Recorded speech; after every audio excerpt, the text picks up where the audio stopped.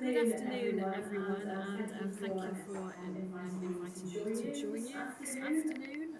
I'm sorry that I'm not with you in person, but then that wouldn't really be appropriate given the subject matter. And also, apologies that I can't offer anything at all continuity from the previous speaker, given my complete lack of Icelandic. But I can assure you, I was listening for a good 20 minutes. I just couldn't understand it. Anyway, I have been lucky enough to visit Iceland. I visited in 2017, and I was thinking earlier, I think my highlight was possibly eating the best ever tomato soup in a geothermal heated greenhouse. Okay, so I think you've had the introduction to myself. Just a little bit about who I work for. So I work for LUC, which these days is abbreviated from Land Use Consultants, and I actually celebrate my 30-year anniversary with them this month. It has gone very quickly. We are a planning, impact assessment, landscape design, ecology and geospatial consultancy. We were founded in 1966 and we now have a team of over 200 skilled professionals. We're proudly employee owned, and there's just a link there to the website if anybody's interested. And yeah, I'm happy to provide these slides afterwards if they are of use. There's just two images on this slide which I thought were particularly relevant. You will certainly recognize at least the type of landscape on the left. And this was a photo that colleagues of mine in the landscape team took because they were involved in assisting with the landscape character assessment covering the whole of Iceland. And I believe they're still working on 2 onshore wind proposals at the moment, which are included in the latest National Master Plan. The photograph on the right was one which I took, and that was when I was in Jordan last summer, when I had the opportunity on behalf of the Dutch EIA commissioned to deliver some workshops in Jordan on addressing climate change in EIA. Helpfully, they were delivered in English, which was great for me, but I did struggle a little with the simultaneous translation into Arabic. So what am I going to talk about today? I'm going to briefly talk about current and future UK requirements to address greenhouse gas emissions in EIA, and we'll come to why the future question mark is in here. More importantly, I want to look at examples of how these have been reflected in recent practice, because really I want to bring it to life by looking at the practical implementation of the requirements. And then I want to finish with some thoughts on how we move current practice closer to the net zero agenda. So starting with current and future requirements to address greenhouse gases in EIA. So here in the UK, I'm speaking to you from Glasgow on a rare sunny day. So I'm based in Scotland. EIA, it's a devolved matter, so we have different regulations for England, Scotland, Wales and Northern Ireland.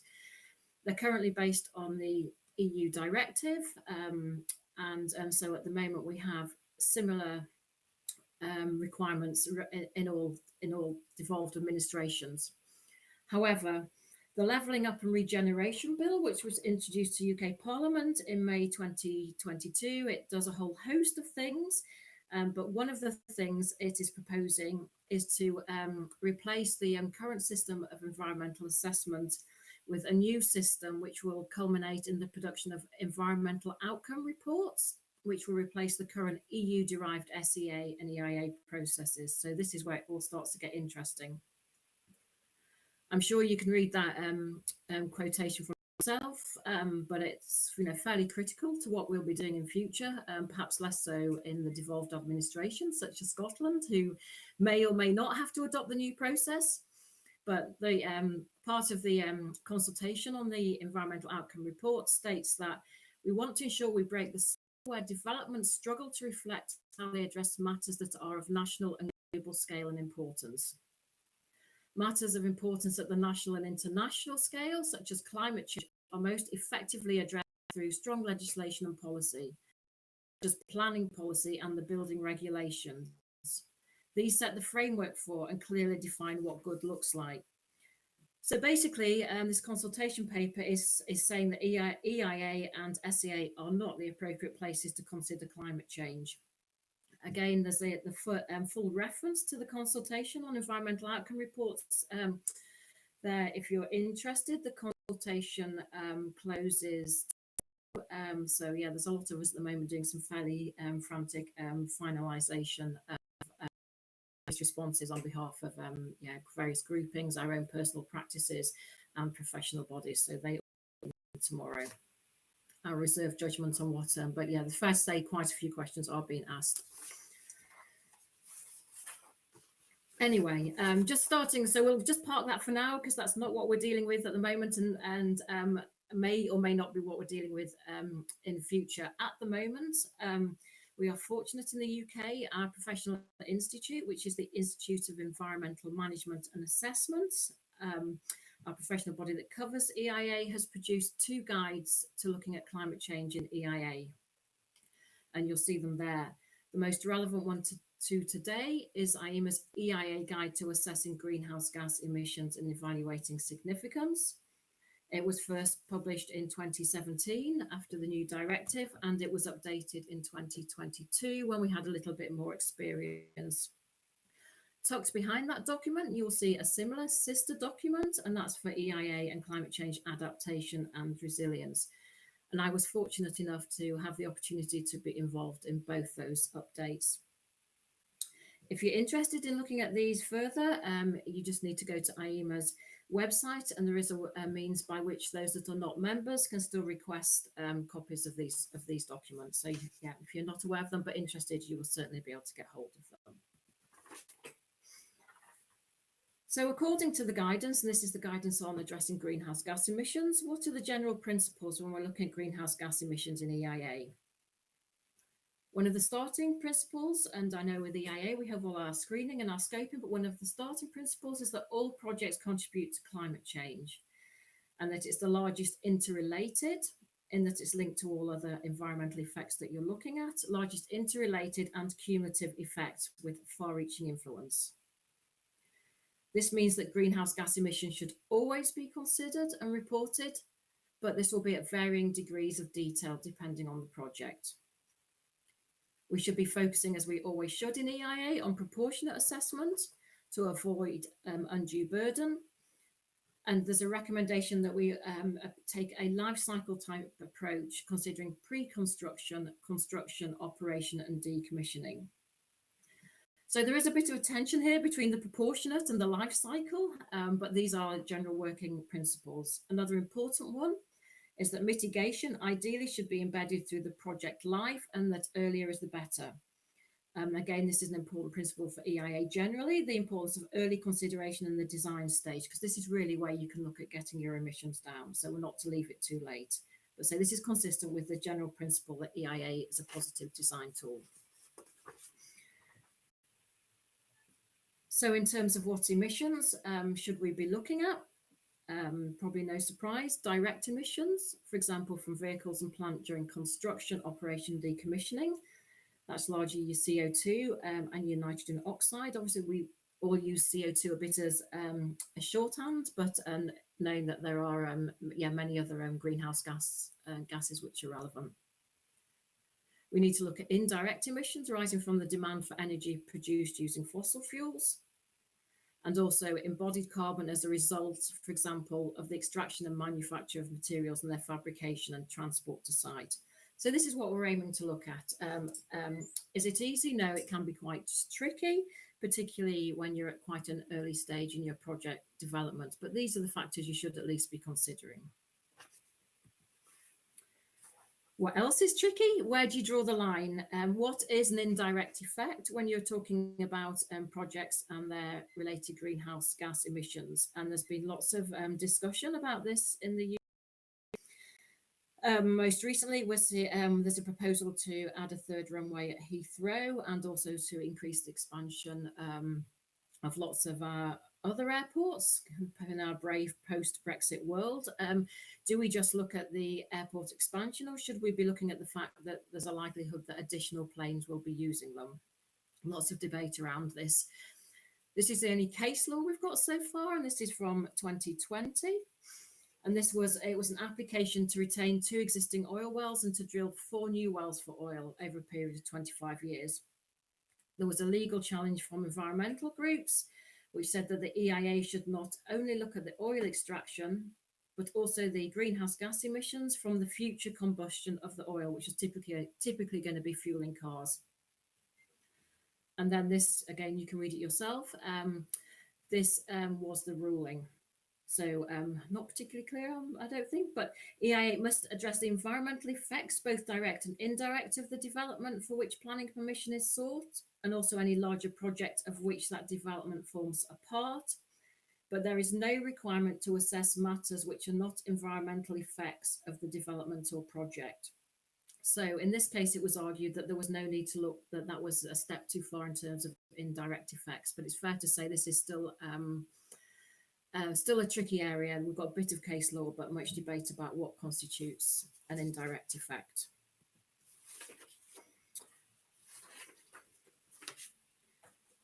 Okay, so I thought it might be useful, and this is where perhaps gets particularly interesting, and look at how these requirements and the use of the IEMA's guidance have been reflected in recent practice. And I'm going to look at two projects briefly that I've been able to have personal involvement in myself. So the first is Wimbledon Tennis Club. Interestingly, in terms of when you're looking at carbon budget, do you look at the national, or is this an international facility? Do you look at international budgets? We've even had that debate. And Wimbledon, it's very topical. Wimbledon is starting in a couple of weeks' time. So Wimbledon is located in southwest London. There's a proposal to construct and operate a fairly significant expansion of the tennis grounds onto the surrounding Wimbledon Park golf course. You'll see it's a bit blurry, but you'll see from the image that red line is the application boundary. So it is a fairly sizable extension. It includes, I think there's been a recognition for a long time that the current facility isn't fit for purpose. It includes new tennis courts, tennis-related infrastructure, new buildings, and associated landscaping and works. And it's fair to say that it's a controversial application. It's in a very sensitive landscape, and it's in a densely populated area. It's currently going through the determination process, and the EIA has been fairly closely scrutinised. And of course, inevitably, that has included the climate change chapter. But so far, we're holding up. The other project, now sadly, British Vault went into administration earlier this year, and also although this project is consented, it faces a very uncertain future. But it was an interesting EIA, and yeah, fingers crossed, that it may come back to life. So this is a project located in Northumberland, and it was a really positive regeneration net zero story, and that it was on the site of a disused coal yard at a former power station in an area with quite high unemployment. And the purpose of the project would be to produce 300,000 batteries a year for the electric vehicle market. And it would have been one of the largest manufacturing plants in Europe. So that's just an artist's impression there of what it would look like. So obviously at the scoping stage, we look at what topics should be included in the EIA and at what level of detail. And this is where the projects differed. In the Wimbledon expansion case, climate change was originally scoped out because it was argued that climate mitigation, and that's your emissions reduction, were covered in other documents supporting the application. And then each other topic area in the EIA was going to already build in consideration of a future baseline with climate change. And so looking at the climate adaptation side, and therefore giving you a space to think about how accurate your predictions were going to be in the light of future climate change.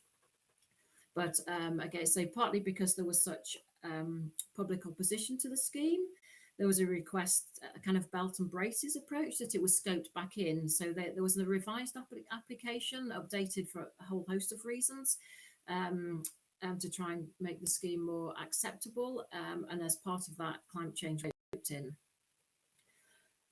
Alternatively, the Giga plant, there was going to be very little local opposition. It was a scheme that was very much wanted, but climate adaptation and mitigation were both scoped in at the very outset due to a suggestion that there was the potential for significant effects.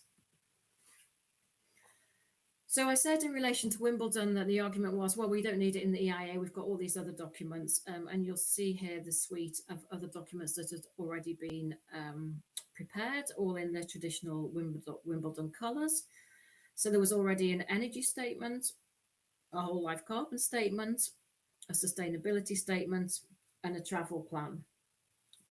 So arguably, why does it need to be covered in the EIA? And it probably was a bit late, the word design considerations, but it wasn't perhaps early enough to be a really effective design tool in relation to carbon.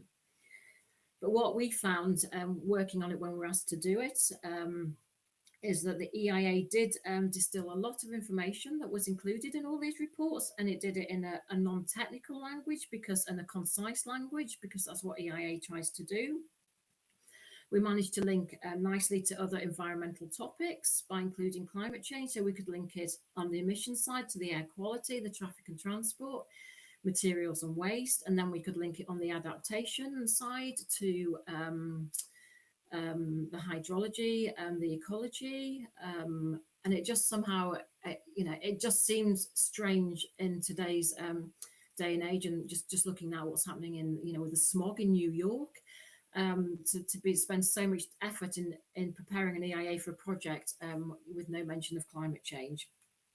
What it also allowed us to do was to introduce a test of significance, and this is what these other documents don't do. They don't ask the question, is the level of greenhouse gas emissions that is going to be produced significant? So these are the kind of things that were looked at, and I'm sure they'll be familiar. So it was looking at embodied carbon, and how it's possible to use lighter materials in the building, including timber, and just reducing the overall quantity for the paving network, a lot of new paving going in, avoiding the use of composite materials, reusing Site 1 materials, and if they couldn't be used on site, identifying beneficial reuse of Site 1 materials that could be used off-site. Although, of course, inevitably, there are unavoidable greenhouse gas emissions associated with the materials, with energy and fuel use and transport. And in this case, there was a calculation of the total likely or estimated greenhouse gas emissions that were produced during the construction period. And you'll see here it was over 66,000 tonnes of CO2e, with CO2e being a common currency for converting all emissions into, so they can all be compared. So not necessarily CO2, but bringing in the other emissions as well. So the problem is, it's useful. Do we know how accurate it is? Probably not. What does that mean in terms of carbon budgets? How meaningful is that? But it's a start. It's a go at quantifying.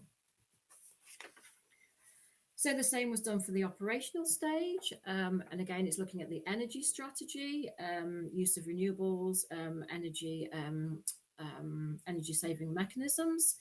The travel plan included improved pedestrian access and the use of spectator shuttle buses. Not that difficult. It's in a very densely populated area. I think it'd be very difficult to drive to Wimbledon. And again, there was a quantification of the estimated total operational greenhouse gas emissions. And these are estimated at approximately 82,000 tonnes of CO2e over the lifetime of the development. This is Wimbledon's within the boundary of London, and in London, any project that generates net greenhouse gas emissions, you have to contribute to a local carbon offset fund. So this is what would be done for Wimbledon. One thing that is quite interesting to reflect on, these numbers can be a bit meaningless, but this is 82,000 tonnes, and this is over the whole lifetime of the project, and it's got quite a long lifetime. I can't remember, 40 years or so or more.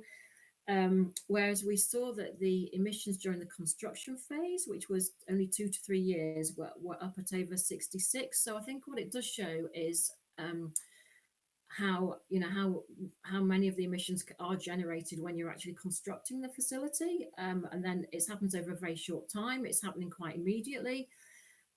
With these emissions, there's also the scope during operation that, the future we may be able to get them down more. But, once they're there, once we've used them in construction, they're in the atmosphere. So to me, it shows, again, the real importance of looking at your construction emissions. Just moving on to the gigaplant, that was a bit different. The gigaplant had the main supporting document that was relevant to the climate change assessment was this sustainability framework. And it had 10 key sustainability themes. You'll see them there. They're under listed under Chapter 10, where there's performance levels. And for each of these, there was a very systematic process of identifying objectives and indicators and targets, which was really helpful. The problem being for the climate change chapter, some of them were compliant. They would definitely meet those targets. Some of them, though, were going to try and adhere to best practice, and some even more, and totally understandably, were still aspirational. There was still a lot of work to be done. People don't know a lot about these facilities, so the level of information is still fairly limited, but there were, great aspirations as to what they would try to do, and that's really important. But unfortunately, as you'll know, you can't use an aspiration in an EIA. So lots of these measures, we could say, well, that sounds great, but we can't say they will definitely count as mitigation to reduce effects. So interesting debates about that. What did they do? They used building information modelling, that's BIM system, to really efficiently plan and design and construct the facility. And again, similar things, looking at your materials you're going to use, concrete with recycled content, looking at responsible sourcing schemes, looking at where the timber comes from.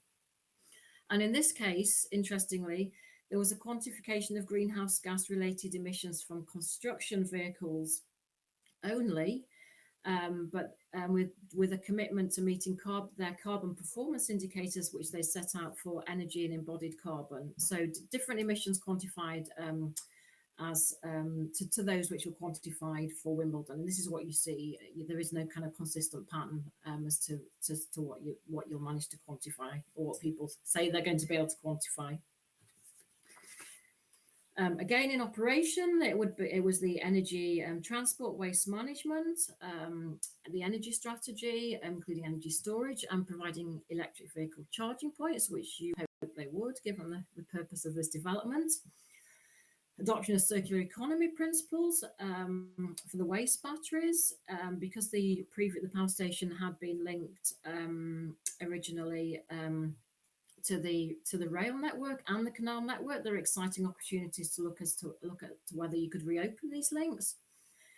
And then these things about staff shuttle buses. The idea is that it would employ a lot of local people, hopefully, and people would cycle, and that provide the staff changing, showering facilities. And again, they only quantified emissions from operational vehicles, and with this commitment to meeting carbon performance indicators for operational. So the application went in. I say it was very much a supported scheme. So rightly or wrongly, there was the fact that they hadn't been an attempt to quantify more of the emissions, or that there wasn't a firmer commitment to delivering on more of the aspirational measures, wasn't questioned. Okay, and just to finish on, I thought it would be useful to reflect on how we move towards closer alignment with the net zero agenda. And I would argue that there's two ways in which we do this. So net zero emissions, this should be our test for EIA significance. This is how we test alignment. So it's the alignment with net zero agenda, which is ultimately our significant test. In the UK, as and elsewhere, we have legally binding targets to achieve by 2050. So the rationale for doing that is clearly there. But net zero is obviously a number. So to get to a number involves lots of other numbers. So we do need to get better at our quantification. So in relation to the first point and significance, this is kind of the process we've gone through in the UK. The first version of the guidance had this first approach, which said that greenhouse gas emissions have a combined environmental effect that is approaching a scientifically defined environmental limit. So as such, any greenhouse gas emissions or reductions from a project might be considered significant. And this caused a huge amount of debate in practice, and that's absolutely fine, because at least that debate was happening. So basically saying that all emissions are significant is helpful to a degree, but it doesn't really help in decision making when you're trying to work out, what the emissions are and whether it should be a material consideration in making a decision. pre the 2022 guidance, the way that tended to be translated into something a bit more pragmatic would be compliance with national policies and carbon reduction targets. But the problem is policy takes a long time to adopt at all the different levels. And quite honestly, you know, a lot of our policy in the UK is still lagging behind and it's not consistent. Our national planning framework in England, for example, makes no reference to net zero yet. So if that lags behind, given that we're trying to meet some of these targets by 2030, by 2050, and we sit around and wait for this policy that's aligned with net zero to be in place. So the updated IEMA guidance suggests that the test of significance should be the fit with the net zero trajectory, always a hard word to say, in line with the Paris Agreement's 1.5 degrees C pathway.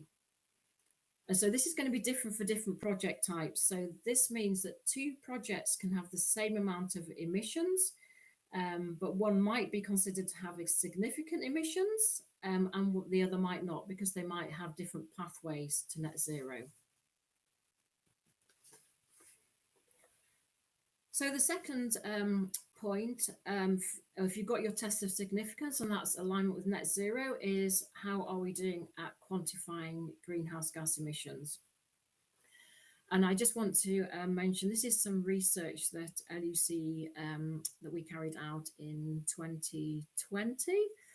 And this was for Climate Exchange, which is Scotland's Centre of Expertise Connecting Climate Change Research and Policy. So this is a government-funded but independent body. And if you're interested, there didn't seem to be a very good link to the specific research, but if you go to the Climate Exchange, if you want to have a look, and you might be pleased to know there's a very short summary report. You just go to the publications on the website and you will find this report.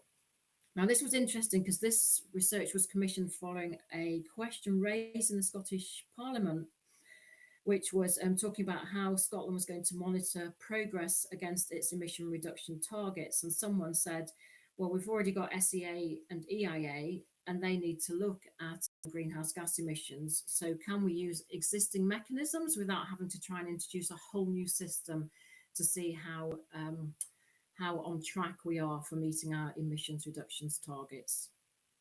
So the purpose of this research was to look at current practice of assessing greenhouse gas emissions as part of the SEA and EIA processes. And it was to focus on methodologies used to assess emission impacts, the level of detail included, and how these emissions are reported and communicated. Now I'm going to focus, I haven't got a huge number of slides. I will probably say a bit more about the EIA component, because that's what I'm speaking about really today. And also that was the bit that I was responsible for.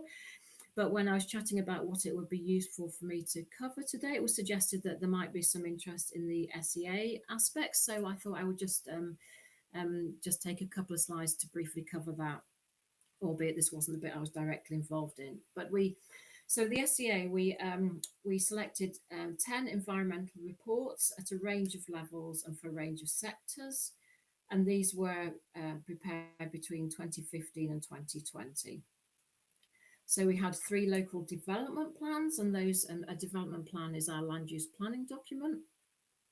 Then we looked at other local authority level plans and strategies for climate change, renewable energy, transport and woodland.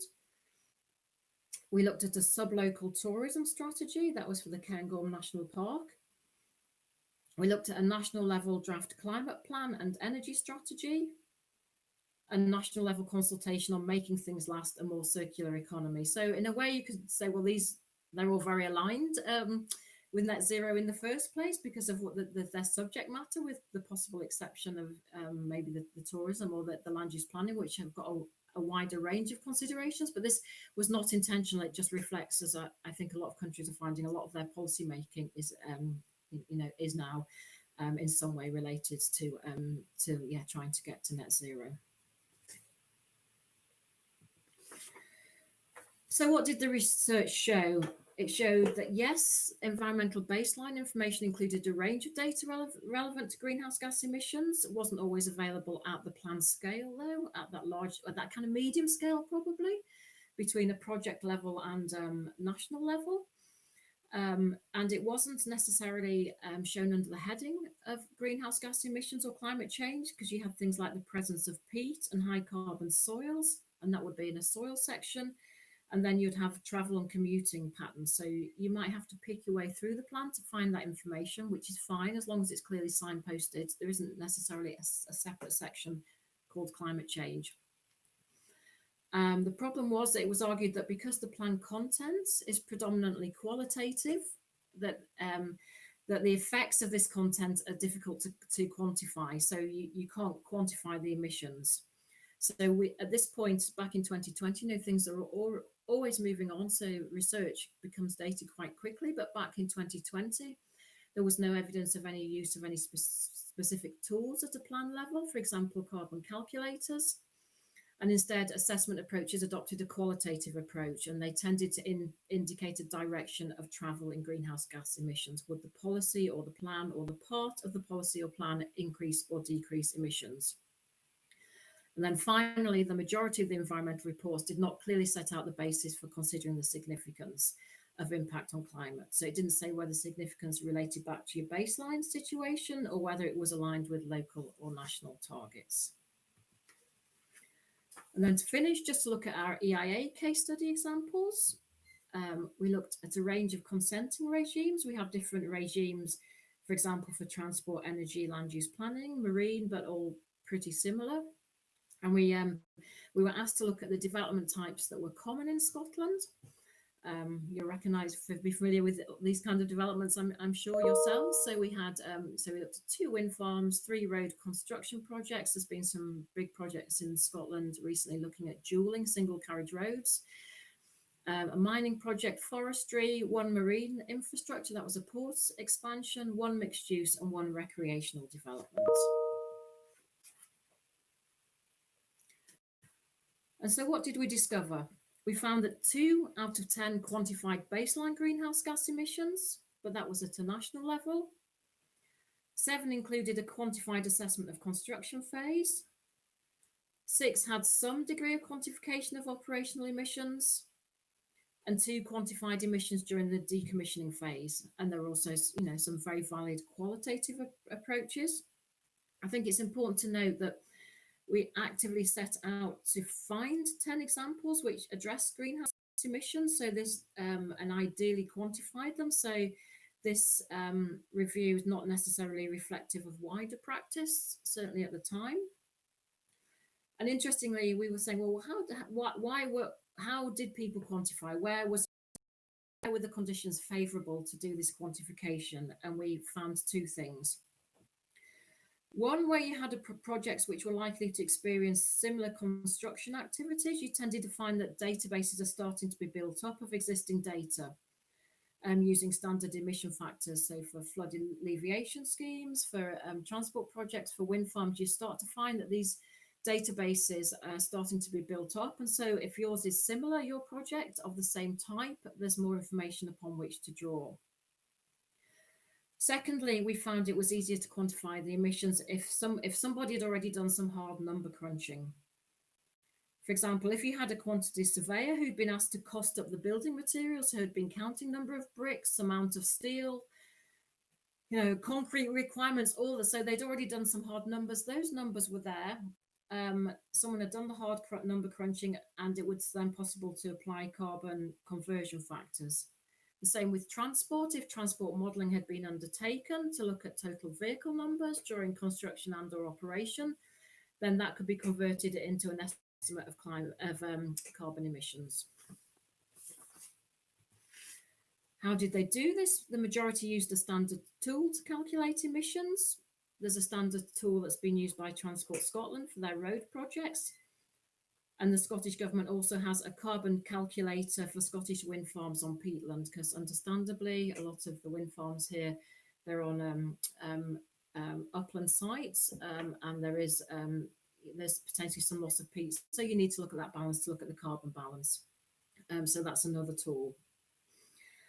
What we also found, the quality of the output is reliant on original data and any assumptions. Like any modelling, what comes out is only as good as what goes in. It's important here particularly important because the assumptions may be considerable due to the availability of data at early stages of EIA. I mean, we'll all be familiar with it. Oh, we don't know that yet. That'll be worked out later, or we'll know that if the project gets consent. Regrettably, there's no evidence of the assumptions queried. That doesn't mean they're right. It's more likely to mean that the decision makers don't necessarily have access to the expertise they need to challenge the assumptions, even if they're all provided. So finally, what next in supporting delivery of the net zero target through EIA? I think we do need to get better at quantifying project level greenhouse gas emissions. It's never going to be perfect, but we can capitalise on existing good practice. We can share this. You know, it's happening worldwide. Really great to have these opportunities to speak to people who are involved in trying to do this. Consider wider applicability of existing tools. We weren't asked to provide recommendations, but we're thinking, well, if this tool will work for a road, what else will it work for? If it will work for a wind farm, what other renewable projects might it work for? And also, challenge is good. We shouldn't be afraid to do it, or afraid of people challenging our assumptions. We should just have a go. We have no choice, really. And we need to consider EIA significance in the context of the government's net zero commitment. So it's not about the magnitude of greenhouse gas emissions in isolation. It's not about these numbers, which whilst useful, don't mean very much on their own. It's about our alignment with net zero. And this will mean that this will vary for different types of projects. And importantly, given how, say, I reflect on the fact, I think, how can I have been in my job for 30 years? You know, I go ahead for 30 years, you know, and think, oh, well, you know, we should have met net zero by then. We don't have time to hang about. So simply thinking, well, that's fine. We meet existing policy and regulations, so we're not having significant effects, isn't going to mean that we're consistent with our commitments to reach net zero. And yeah, how did I do time-wise? I didn't keep a track of that, but yeah, that's, thank you. And yeah, I'm happy to take any questions. Hope that was useful.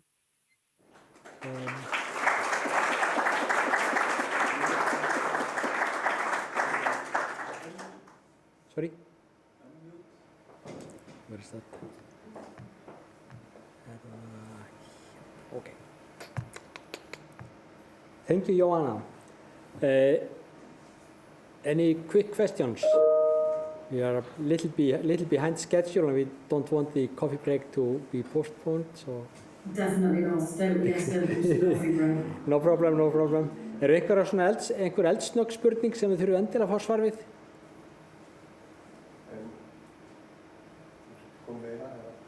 Já, there's one question. Já, gjör svo vel. Já. There is one question from Ólafur, the director of the agency. Thank you very much for a good presentation. So I've got one question, so you at least have one. I'm wondering whether, because these projects are in a different level of design, and you did mention this earlier, but I just want to kind of know a bit about the magnitude of the problem of having the information you need to do quantifiable, information. Are these projects, both those that you went through and the ones that you reviewed, did they have enough detail in their project descriptions to do these calculations so they were meaningful? Mm-hmm. Yeah, sure. It's not perfect. And you'll see from those two examples, one had very good construction, one had very good operational. So it's not perfect. It is incomplete. But then I think, well, what's the alternative? We kind of, and this comes up in the UK all the time. It was very much discussed in Jordan. We either give up and we don't try, or we just try and see if we can, because if we start to build up a better database, then, for example, for a wind farm or a road project, we could then look at ours and say, these seem quite high. What are other people finding? We can share this knowledge and then maybe think, yes, those are emissions are looking high. you know, have other projects which are similar and manage to bring them down. If you can't do them at this stage, then maybe you have to say, okay, we don't know now. When the details worked out post-consent, we will then have that information. You know, we have multi-stage consents. I'm sure you do too. So sometimes different things are approved at different stages. Ideally, you know that information to inform your decision in the first place. But if you don't, as the projects gets worked up, a lot more of that information can come through and then can maybe be used to help inform projects that haven't been started and haven't been consented. I'd like to say thanks from all of us for your presentation and participation, and good luck in your work. Thank you. Thank you. It's been lovely to join you. I hope, yeah, you have a good coffee break and a good rest of the day.